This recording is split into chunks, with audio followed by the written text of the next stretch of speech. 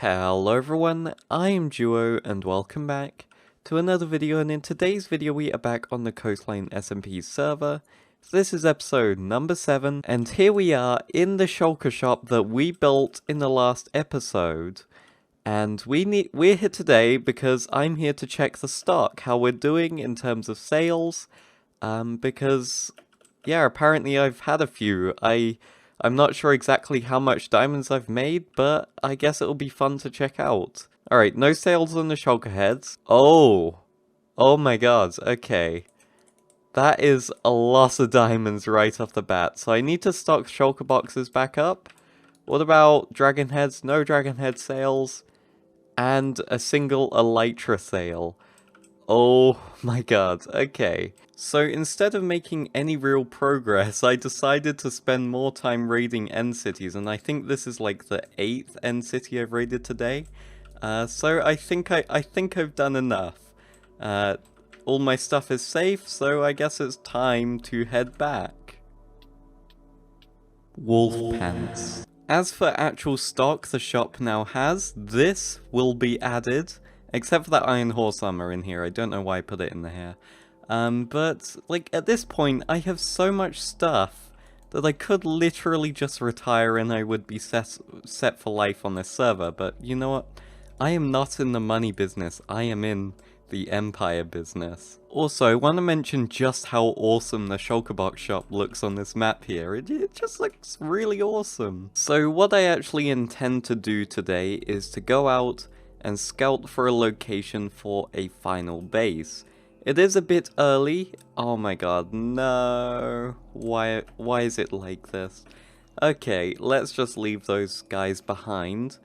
I know it's a bit early to be scouting for a base, but in all seriousness, I tried to think of something to do, and I just couldn't think of anything. Ooh, I got a Persian cat's head, nice. Don't worry, I'm not gonna hurt any more cats, because they won't feel anything. 5 Venezuelan bolivars says that this is raided. Okay, I've just lost 5 bolivars.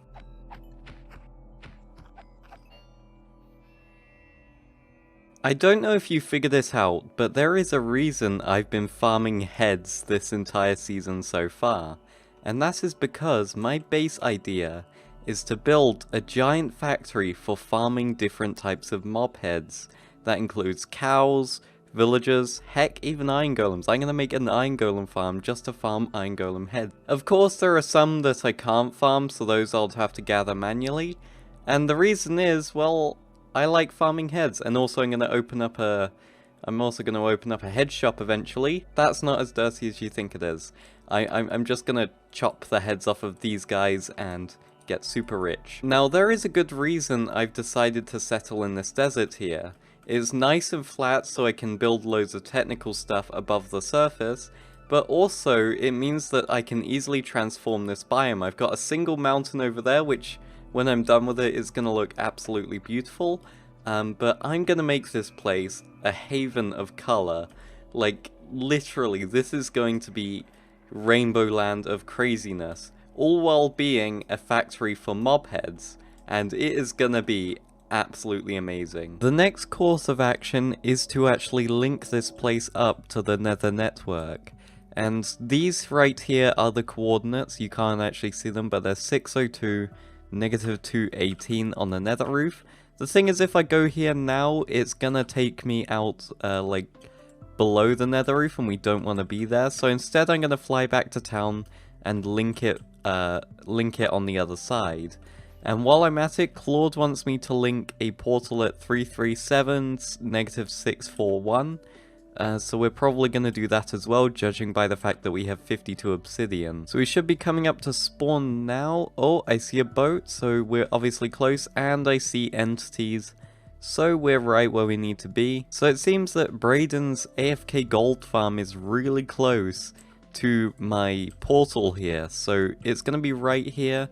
Let's just build it real quick, and then I'll light it, go through, see if it works. And it works. Now let's see if it links back perfectly. And it does. Perfect. Now let's go help out Claude with his portal.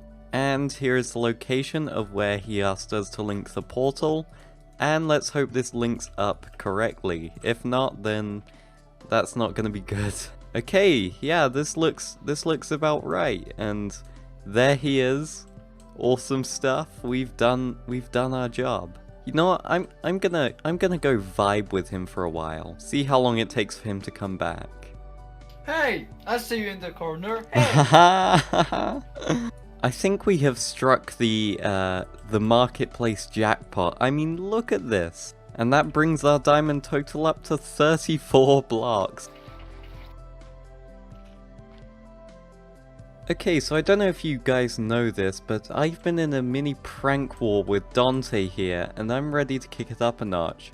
We've been placing pufferfish by each other's doorways, and I think it's time for a change. We need to transform his entire house into an aquarium. So I'm gonna take some screenshots of every bit of interior of his house, just so I remember how everything used to look. I say used to because most of this is probably going to be washed away by water, because I'm going to flood his entire house with water, and then I'm going to place a whole bunch of pufferfish inside. It's going to be so epic, you have no idea. Okay, note has officially been taken of every room in Dante's house, so if he ever asks me to come help repair it, then I know how to. As far as I know, his entire base is now flooded. There are some air pockets here because of course you need lanterns and stuff and windows. Hopefully that doesn't matter too much for what I'm about to do next. The next thing I'm going to do is sprinkle in a lot of coral around here, because it will just add to the underwater atmosphere, I would feel. And of course we have the main punchline of the prank, which is the hecking pufferfish. Ah! Oh yes, one more thing. I need to add some sea pickles around here, just to make this place feel more watery. No! Okay, I got my stuff back, no problem. Oh my god, some just sprayed all over the place.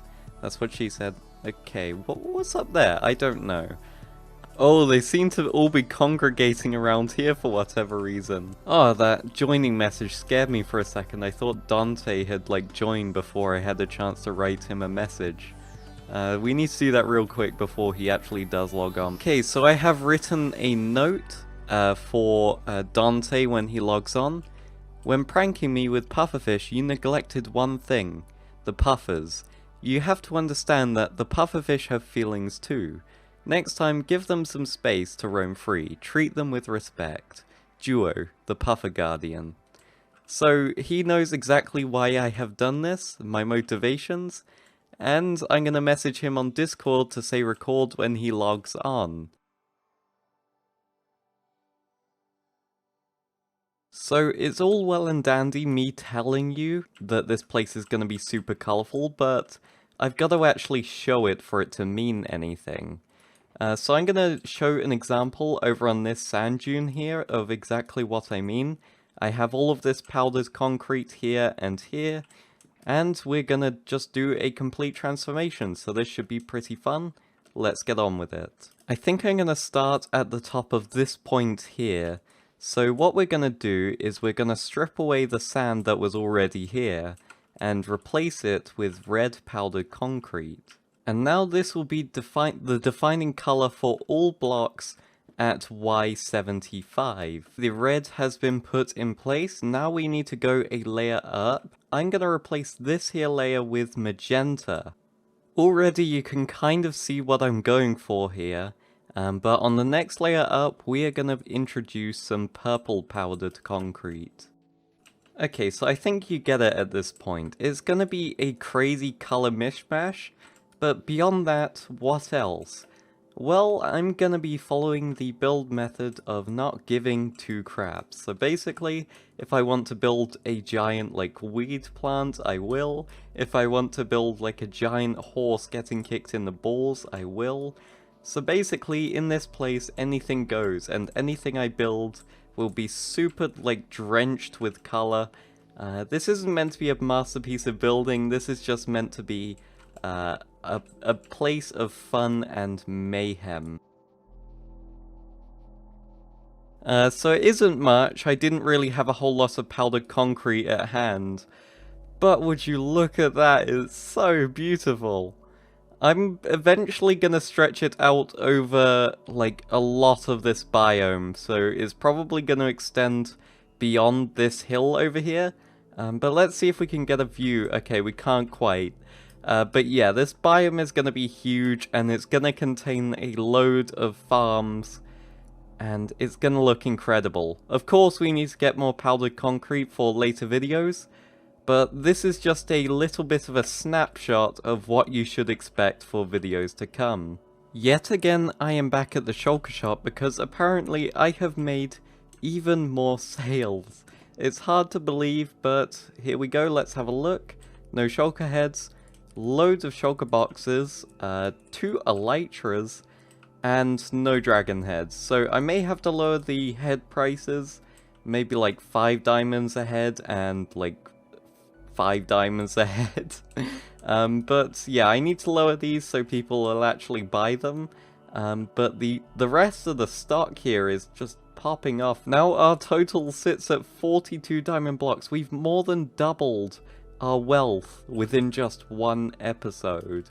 Somehow we still have time today in this episode, so I think now I'm gonna start by building a super epic chicken farm somewhere around here, and that will be considered our very first farm in this base area. I think for our first farm here, we're gonna go up to like Y120. This is just so I have enough room to decorate the thing when I actually get round to it. So I believe that this spot here is where we're gonna begin. I'm gonna hope that I have absolutely everything, otherwise if I don't, that's gonna be a little bit annoying. But I'm just gonna leave a hole there for now. This is where chickens are going to come out. But unlike a conventional system, they won't just fall into a single one by one and die by lava.